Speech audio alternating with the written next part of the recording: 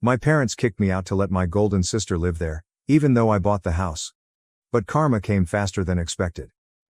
I, 37 years old, have spent the last 15 years advancing my career as a senior manager at one of Wall Street's top investment firms. This story centers on my complex relationship with my sister Emily, 47 female, my parents, both in their late 70s, and a house I recently purchased for them that has been the source of frequent family tension. I need to take you back to the beginning to explain how we got here. My parents were in their late 40s when I was born, making me an unplanned child. My mother would regularly tell me that they already had Emily, who was 10 years old at the time, and that she was more than enough.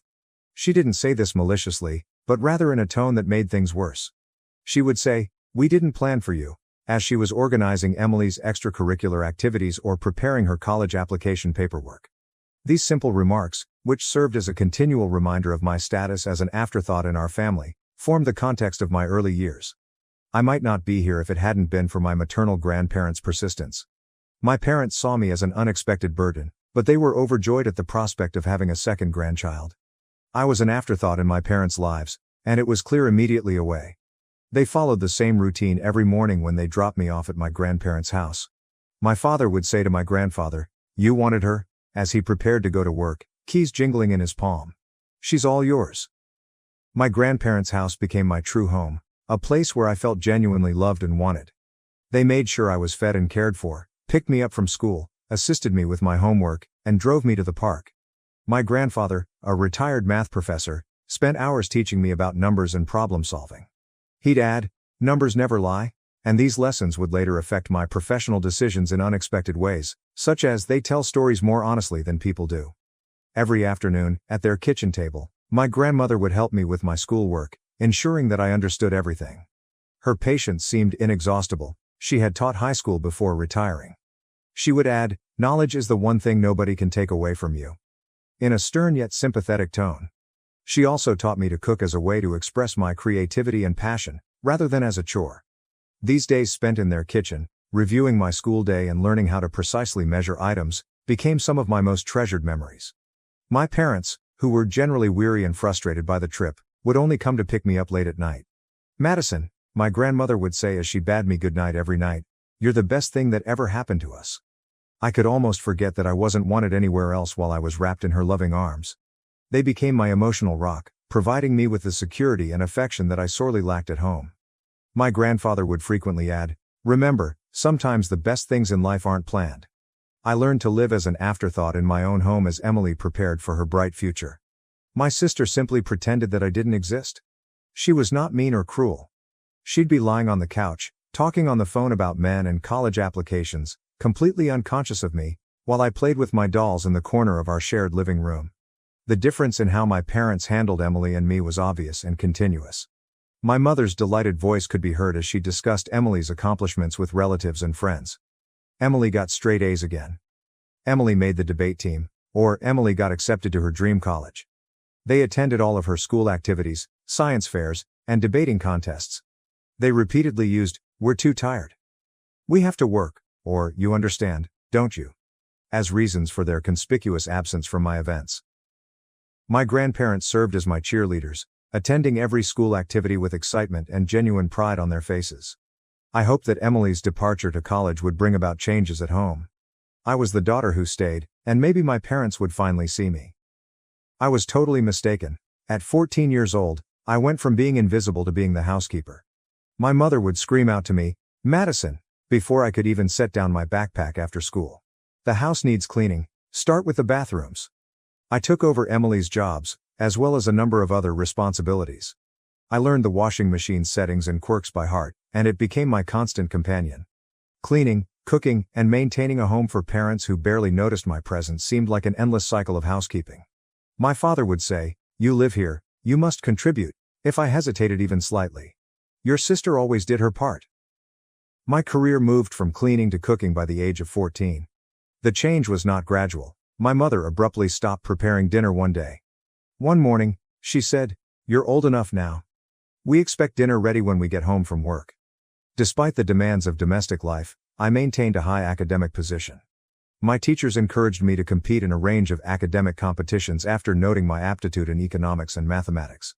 To help me prepare, My grandfather would spend extra time teaching me sophisticated concepts that were far beyond my grade level. He would exclaim, "You have a gift with numbers," with pride in his eyes. "Don't let anyone tell you otherwise." Dreaming about college was the only way I could escape.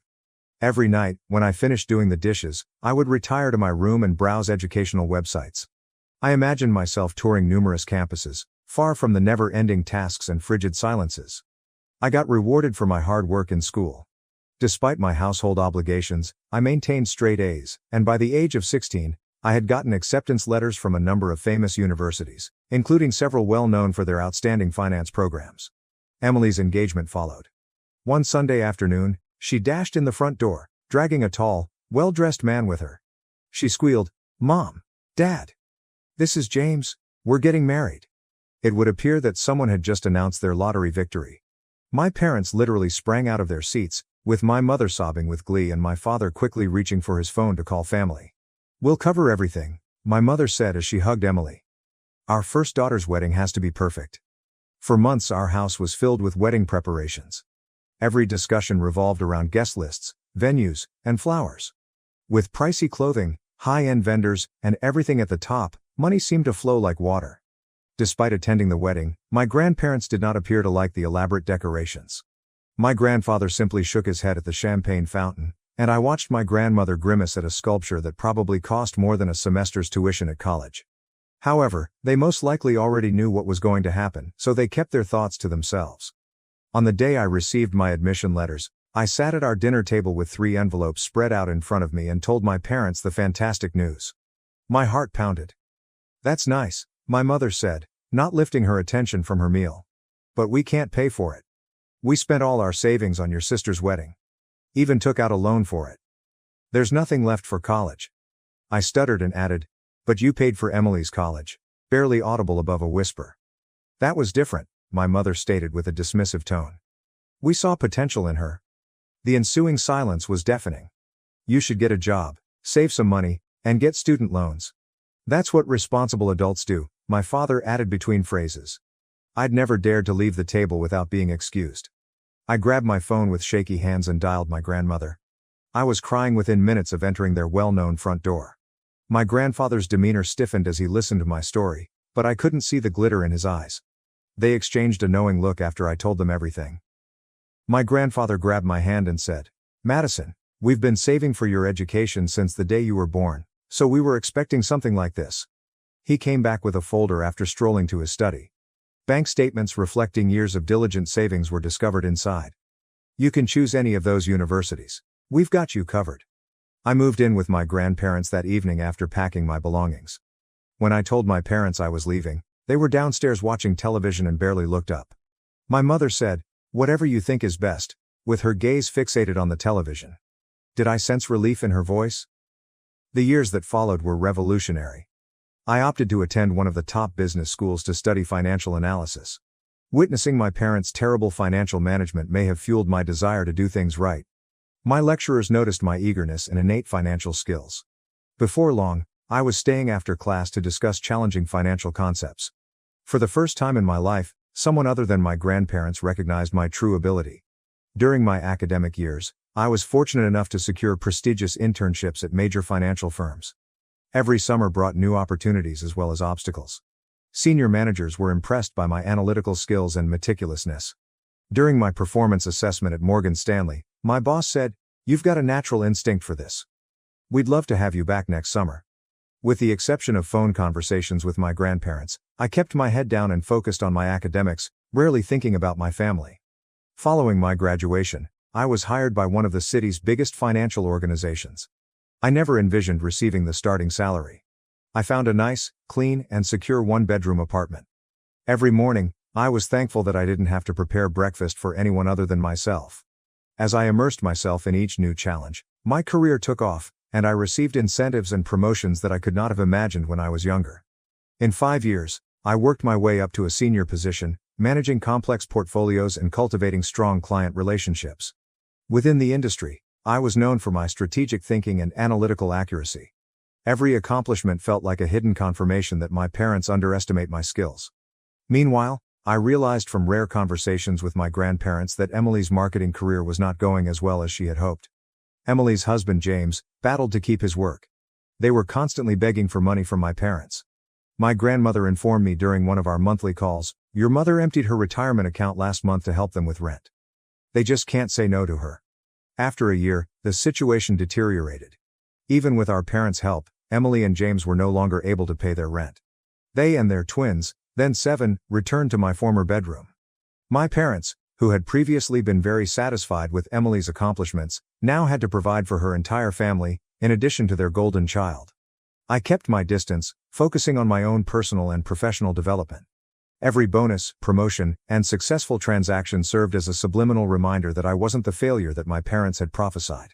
By my mid-30s, I had large investments and savings, including enough for a down payment on my own home. Then everything changed. My grandfather died unexpectedly from a massive heart attack. It was a devastating loss. He was the father figure who had stood by me when no one else did, and he was more than simply a grandfather to me. After that, my grandmother, who had been with him for over 50 years, appeared to lose her spark. She followed him less than 2 months later. In every way, they were my biological parents, and they were abruptly gone. I heard my mother's voice behind me at the funeral home as I was preparing for my grandmother's service. "Madison, do you want some help with the arrangements?"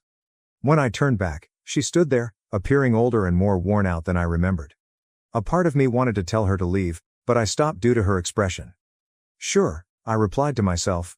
"That would be nice." My parents began to open up over the next few days, as we prepared for the service. They admitted that they were experiencing issues. One afternoon, when we were selecting flowers, my father revealed, "We haven't been financially well off since retirement."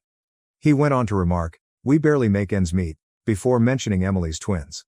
I saw that my sister and her family remained to live with them and rely on their declining income. 1 week after my grandmother's funeral, we met in a wood-paneled office to read her will. Emily and James were slumped in recliners next to my parents, and I sat across from them. The tension was thick enough to serve with a knife, and the room smelled like furniture polish and old papers. Though none of us understood it at the time, what happened next would set off a chain of events that would forever change our family's connections.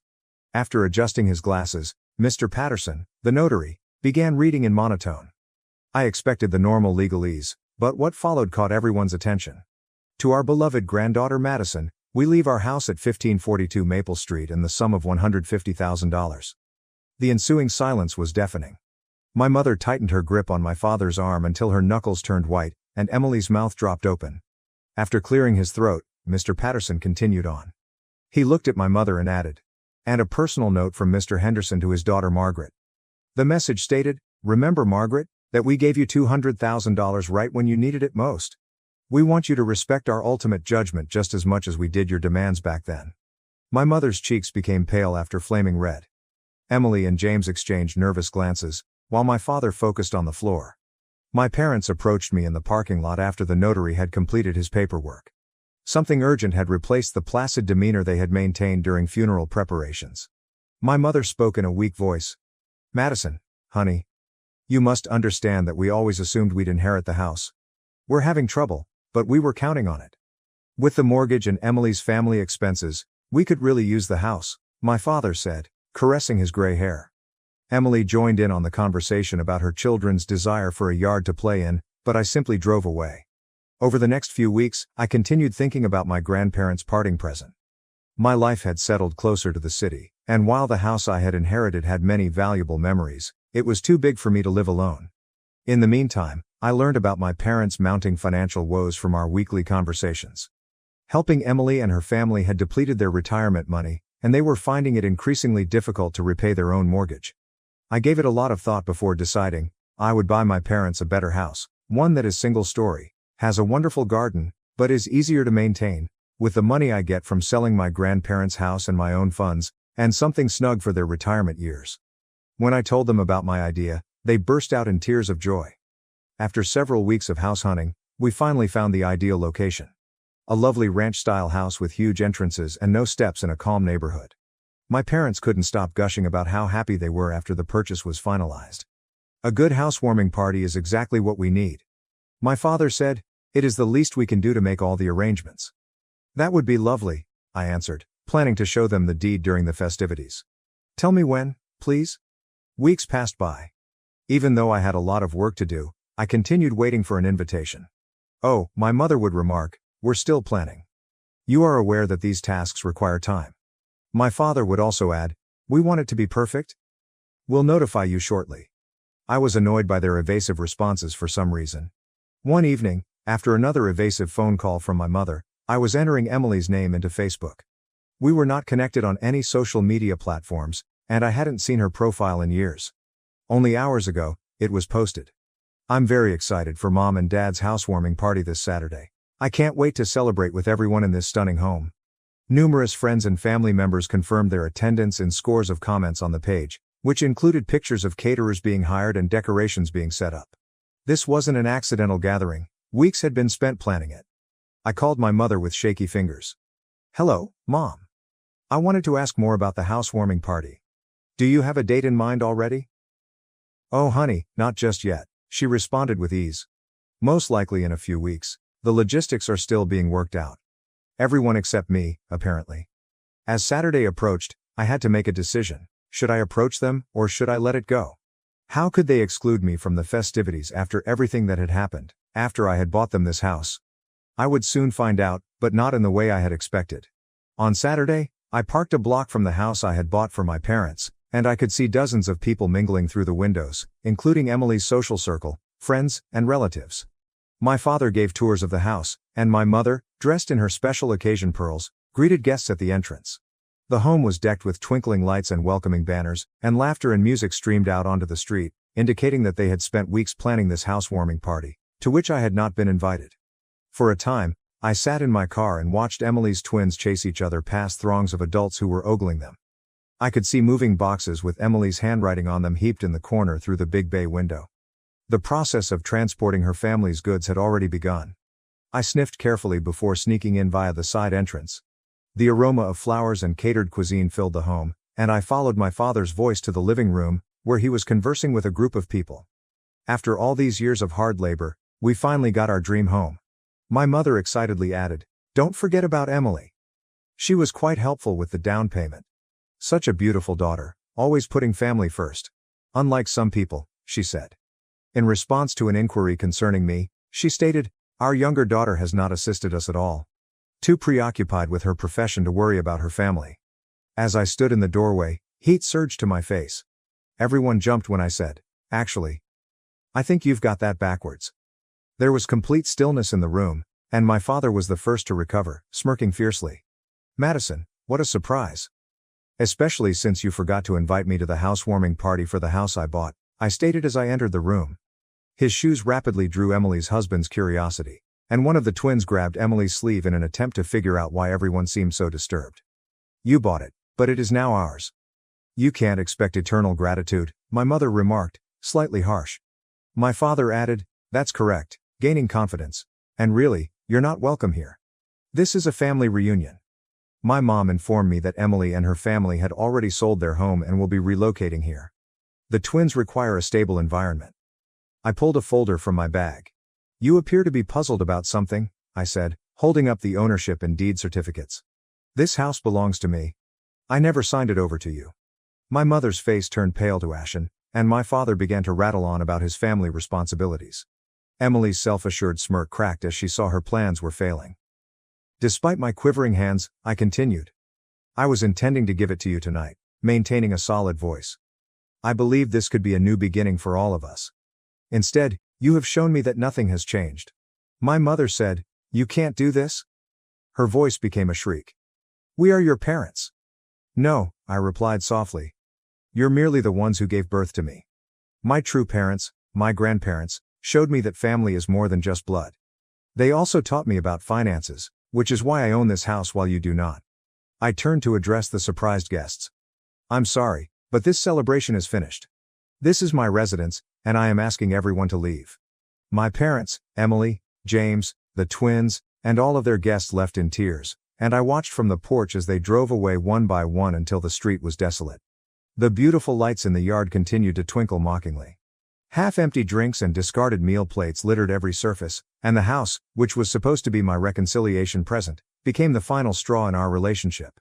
A few weeks later, I discovered that they had used the money from the sale of their previous home to buy an apartment, and when Emily, James, And the twins moved in, 3 generations crammed into a 2-bedroom flat.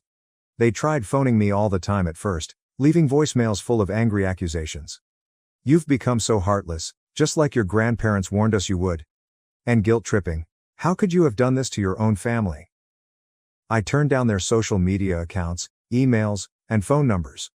As a reminder of all that went wrong in our family, the house is now empty, and I have an appointment with a real estate agent tomorrow. Some relationships, like old photos in a dusty album, are best left in the past. When I ultimately have my own children, I've promised myself that they won't have to compete for my attention or win my devotion. Unlike my parents, I'll love my children unconditionally, just as my grandparents did. That Saturday night, when I arrived at the house I had bought, I was not invited to my parents' housewarming party, which revealed every terrible truth about my family. The windows revealed dozens of visitors, catered food and, most tellingly, moving boxes strewn about with Emily's handwriting. My father joyfully stated, "After all our hard work, we have finally purchased our dream home." I sneaked in by the side entrance. In her comments, my mother commended Emily for purportedly assisting with the down payment. She addressed questions about my absence with, "Oh, Madison's too focused on her career to care about family." The incident encapsulated every insult I had experienced as a child, every instance of favoritism toward Emily, and every instance in which I had been treated as an afterthought. I had never before experienced such clarity as I stood in the doorway, witnessing my parents rewrite history by preparing to relocate my sister's family onto my land without even asking me. "Actually," I remarked, prompting the room to settle down, "I believe there was a miscommunication regarding the buyer of this house." I could tell everything I needed to know about their true sentiments based on their facial expressions: amazement, shame, and ultimately indignation. My mother was the first to recover, her voice full with entitlement. "What's done is done. The house is ours today, and Emily's family requires the room." I got out the ownership documents and the property deed and said, "No, the house is mine. I never handed ownership to you. I had planned to deliver it to you tonight, but that would clearly be a mistake. You cannot do this." My mother said in a panicked tone, "We are your parents, we have rights." "The only rights you have," I continued calmly, "are those I choose to grant you. And right now, I've decided to ask everyone to leave my land." Following that, there was a chaotic evacuation, with guests rushing out with plates of food still in hand, Emily's twins screaming in surprise, and my father attempting to maintain some dignity while directing everyone to their cars. "How could you do this to your own family?"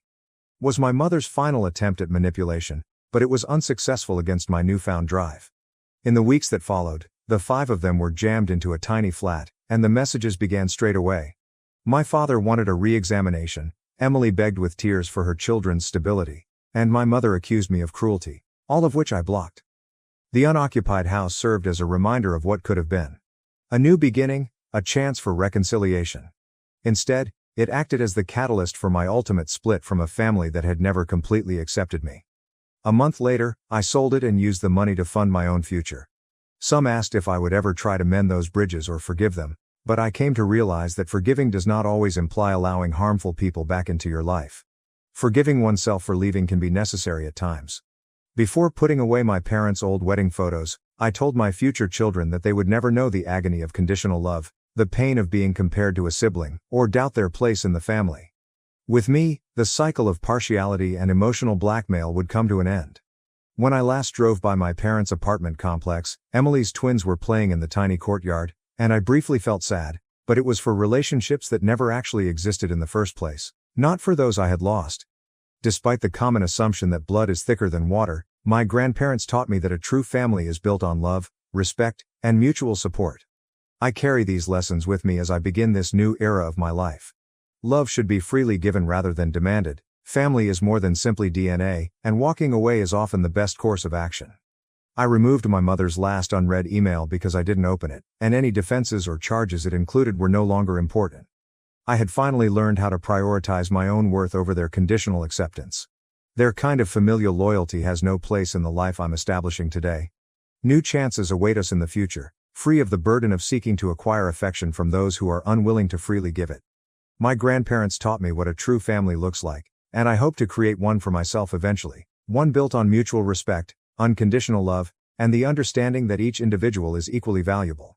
Finally, the chapter of being the family afterthought is gone, and becoming the author of my own life is merely the beginning. My parents gave me 1 hour to leave the house when my brother set me up. Now my mom messages nonstop, asking for saving my brother from jail. Hello Reddit. I've been putting this off for a long time, but I thought it was appropriate to share after a recent conversation. This is how my brother destroyed my life, how my parents picked him over me, and how karma ultimately got the better of me. My family appeared normal from the outside when I was growing up. Middle class, 2 parents, a suburban residence, as usual. On the inside, however, it was a whole other matter. Since I was the eldest son, I was inevitably expected to be the responsible one, the decent kid, and the role model. And I was for the most part. I had good grades. I worked really hard, but I wasn't a genius. I was never in trouble. Nothing. No clashes, no detentions. I helped out around the house with everything from dishes to garbage removal, to watching my younger brother. Then there was Alex. My age was 2 years older than Alex's. And he had somehow learned the skill of manipulation, even as a child. This child could get away with lying about anything. Did he break anything? I was to blame. Was he caught slinking away? He would tell Mom that I made him fill in for me. Did he flunk an exam? Alex took my attention away from my studies. And they believed him each and every time. I used to believe that they were just kinder to him because he was the youngest. But as time went on, I understood that Alex was simply their favorite. What I did didn't matter. Even if he was a careless little snot and I was the ideal son, I was always expected to perform better. Not only did they think he was superior to me, but they also believed him to be so. We were constantly compared by Mom. Why can't you be more like Alex? Yes, Mom. He is a pathological liar in addition to being incredibly amiable and charming. What about Dad? He remained silent. However, whenever he did, it was always frustrating to me. You're older. You ought to be more responsible. Do you imply that I should just let him bully me? They had more than one favorite in Alex. He could not be touched. The pivotal moment. I had given up on attempting to win their approval by the time I turned 16. I wasn't disobedient in any way. I simply gave up trying. Gave up hoping they would hear my side of the story. And gave up on ever having a fair chance. Ceased to think that I would ever be sufficient, regardless of what I did. I became reticent. To reduce the amount of time I had to spend at home, I took a part-time job after school. I spent more time at the library, either reading for pleasure or studying. What about Alex? He was having a good time. Leaving covertly at night. Returning home intoxicated or high. Stealing cash from my room, Dad's wallet, and Mom's pocketbook. Spending time with the most repulsive individuals. Naturally, though, none of that was an issue, since Alex was the favored child. And me? I was merely used as a scapegoat. Furthermore, I was unaware of how bad things were going to get, despite my belief that I could manage it. The lie that destroyed everything is up next. The deception that ruined everything. I'd become accustomed to taking the blame for stuff I didn't do by the time I was 16. At that time, it was simply a fact of life. Alex suffers when Alex makes a mistake. Alex was the negative influence, and Alex was caught. Does Alex require a scapegoat? There's Alex. Even much I detested it, I had adapted to live with it, until Alex did something so horrible and inexcusable that it ruined my life. The ideal crime. For months, Alex had been stealing. Initially, he would steal minor items from stores, take money from Mom's pocketbook, and swipe cash from Dad's wallet in an attempt to get away with it. Then he became arrogant. He became friends with some of the older children. True scumbags. They forced him into more dangerous occupations, such as car breaking, pickpocketing, and theft. Then they broke into the home of a neighbor. I was not involved in it. When it occurred, I wasn't even at home. But guess who was held accountable when the police arrived at our door? Framing me for a crime I didn't commit as Alex's masterwork. That day, I felt something wasn't right as I walked in from school. Sitting in the living room were Mom and Dad. Mom seems to have shed a tear or two. Dad's jaw was clenched and his arms were crossed. What about Alex? Alex appeared to be the victim as he sat there, looking little and afraid. Dad threw my backpack to the ground at that point. Alex, what the devil is this? I took up my backpack and opened it, looking down in confusion. I felt sick to my stomach. Cash remaining in an envelope, a pair of watches, and a gold bracelet were found inside. My heart was racing when I gazed up at them. What on earth is this? I don't own this. Don't mislead us, Mom cried out. Dad gave a headshake. Today the police arrived. Last night someone broke into Mrs. Turner's home. She claimed to have seen someone moving stealthily. Can you guess who fits the description? I looked across at Alex. He refused to give me a glance. Tell them I didn't do this, Alex. Playing the part of an Oscar-winning actor, he simply gazed at the ground.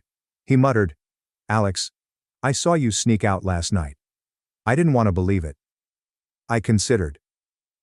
Perhaps you were meeting a female, I thought. However, today I discovered this thing in your bag. I was furious and trembling. You're telling lies. Mom broke down in tears. Dad simply gave me the look of someone who doesn't care about me. A criminal was not raised by me. Then came the words that permanently altered my life.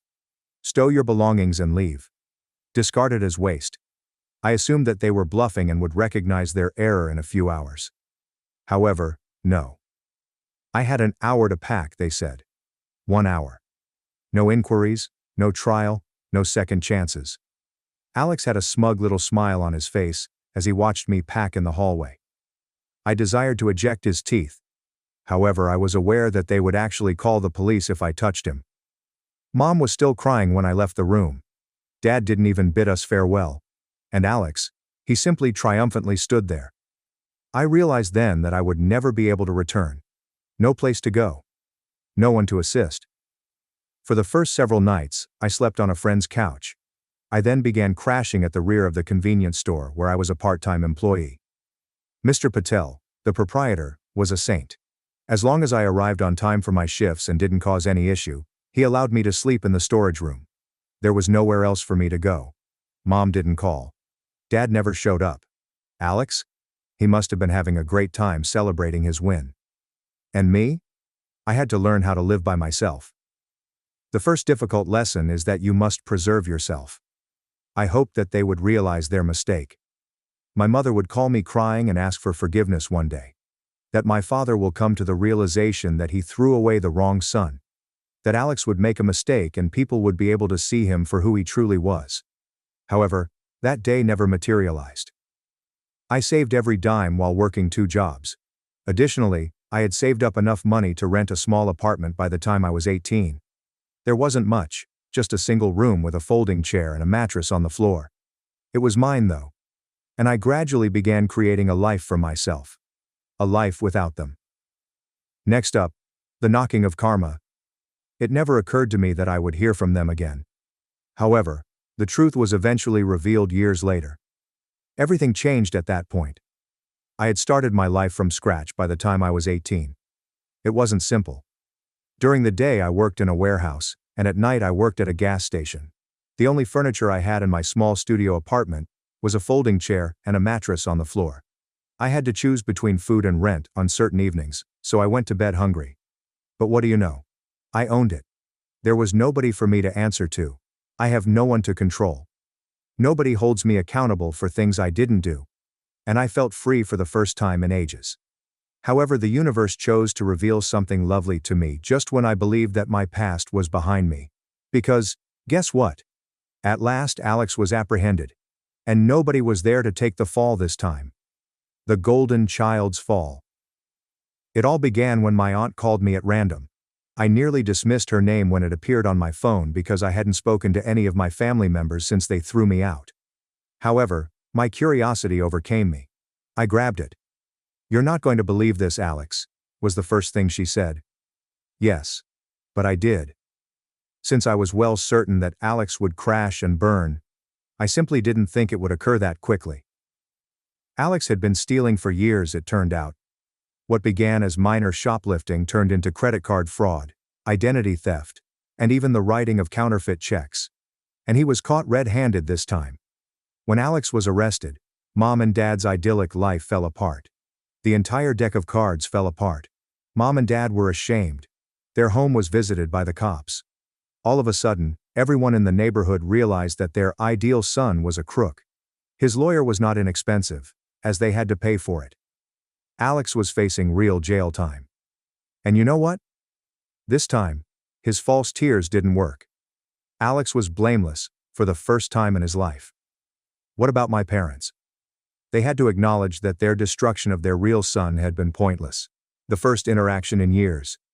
My mother sent me a message a week after Alex was arrested. I can still picture my hands shaking as I stared at my phone. It had been years since she had spoken to me. She was now extending her hand. I inhaled deeply before opening it. Mom. Can we talk, Alex? I know it's been a while. Something inside of me told me, no, let's see where this goes, even if I should have disregarded it. So I answered, me. What would you like? And her response, the most predictable garbage ever, huh? We need your assistance. The narrative of the tears. Instead of seeing her at her place, I agreed to meet her at a coffee shop. I had no intention of returning there. She appeared older, exhausted, and quite stressed when she first entered. And what did she do first? She started crying. We made such a mistake, honey, Alex. I took a drink of my coffee. Indeed. She used a napkin to dab at her eyes. Alex came clean about everything. He explained to us how he had lied about everything, including you and the heist. I reclined. And the reason you're here now is... What? Do you want your mess fixed by me? She cast her gaze downward. I'm drowning in legal bills, along with your father. Even though we have loans, they are insufficient. Alex too. He might end up in prison if we don't assist him. I waited for the punchline while I sat there. And indeed it arrived. We were hoping you might be able to lend us some money, Alex, my love. That was it. I was unable to contain myself. I chuckled so loudly that everybody looked at me. I then leaned forward and gave her a direct look. Let me clarify this. You ripped me out of your life, tossed me out when I was 16, and dubbed me a criminal. And you suddenly need me now that your true criminal kid is in trouble? She appeared ashamed. Alex, please. You're his brother. I gave a headshake. You used me as a scapegoat. I am now your fallback option. And Mom, I have something to tell you. I have stepped down from that role, abandoning them to the ruin they made. One final plea was made by her. We risk losing the house if we don't receive the money. I inhaled deeply. I then gave her a direct look and finally uttered what I had been wanting to say for years. I have already assisted you once. It wasn't appreciated by you. I will not repeat that error. I then left. The ultimate result. Alex was arrested. It will only last a few years. However, enough to eventually remove that arrogant expression off his face. The house was lost by Mom and Dad. It turns out that they went broke because they were so preoccupied with protecting Alex's ass. I didn't talk to them again. And me? I continued to construct my life. An actual one. One in which I wasn't someone's backup plan, their punching bag, or their ATM.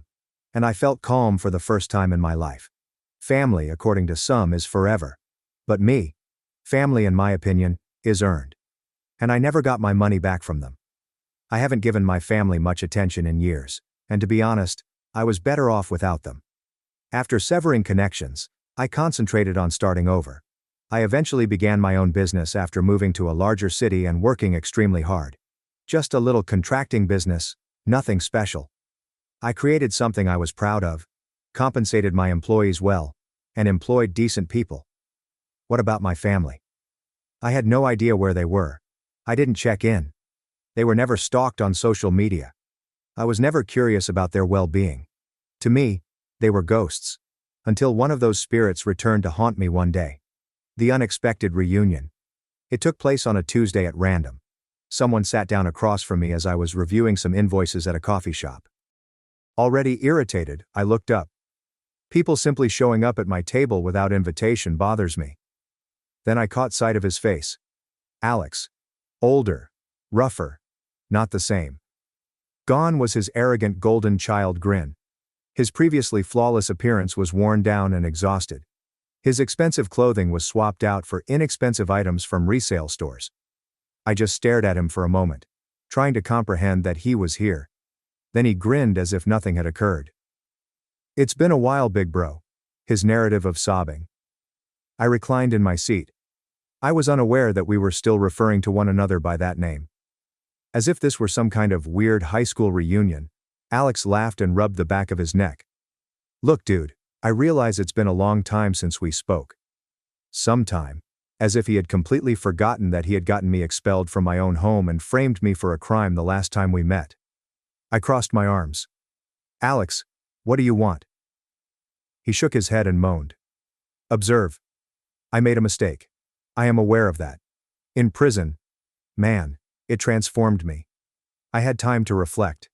To think. Additionally, all I want to do is make things right. I waited for the joke while I looked at him. And indeed, it arrived. I've heard that you now own a business. I hoped you might give me a chance. Assist me in getting back on my feet. I laughed because I couldn't help myself. You want me to hire you? Seriously? Alex put on his most modest expression and nodded. Come on, man, we're brothers. Blood is blood, right? I put down my coffee and gave him a direct look. Blood was never the problem, Alex. It was you. His grin wavered. Come on, man. You can't still be mad about all that old. We were kids. I bent over. You weren't a kid when you stole from Mom. You weren't a kid when you committed fraud. And you sure as hell weren't a kid when you got me thrown out of my own home. Alex's facade of humility faltered a bit. Damn, man. You really just gonna hold a grudge forever? I picked up my coffee and got to my feet. Alex, I don't hold grudges. I just don't make the same mistake twice. I turned to go. He lost his temper at that point. It was the real Alex. You're still a fucking selfish prick, you know that? I halted and pivoted. The phony kind man persona has vanished. The real Alex was there. I knew you'd still be the same arrogant piece of shit. You always thought you were better than me. Always thought you were some saint. I simply gave a headshake. Nah, Alex, I don't think I'm better than you. I just know I'm not stupid enough to trust a thief. He sneered. You, Alex, you think you're some big-shot businessman now? You're just a bitter loser who doesn't know how to let go. With that, he bounded off. No farewell. Thank you for meeting me, but no. Just a grown-up man having a temper tantrum. Alex in his classic form. With a groan, I returned to my seat and grabbed my luggage. I realized then that my wallet was missing. Humans are constant. I went cold. I looked in the chair, my pockets, and beneath the table, but nothing was there. I dashed outdoors and looked around the street. Alex had already left. Then I simply burst out laughing. I'm laughing so hard I can't believe this shit. Because I had a realization at that very instant. Alex remained the same. Not behind bars. Not after all these years. Not after everything was lost. He remained the same jerk that he had always been. And I had almost permitted myself to think that he may be someone else. Fortunately, I never repeat the same error twice. The last farewell. I replaced my wallet, canceled my credit cards, and carried on with my life. Alex never got back to me. Failed to check on him. Didn't question his whereabouts. I was finished. Because of some individuals, they are not worthy of second opportunities. And now, there were no more individuals for Alex to use. Conclusion. It is common to hear the phrase, everyone deserves a second chance. However, I don't think so. Because of some individuals, they'll give it another go. Additionally, when you are handing them your wallet, they will steal it. Too lengthy, failed to read. I was falsely accused of a crime by my brother. I was expelled by my parents. When he was jailed years later, they learned the truth. They pleaded for my assistance. They should fuck off, I said. No regrets. Read it then. Was I too severe? Or did they receive just what they were due? Thanks for watching and diving into this wild family drama with me. If you love Reddit family drama, don't forget to subscribe and turn on notifications so you never miss the next one.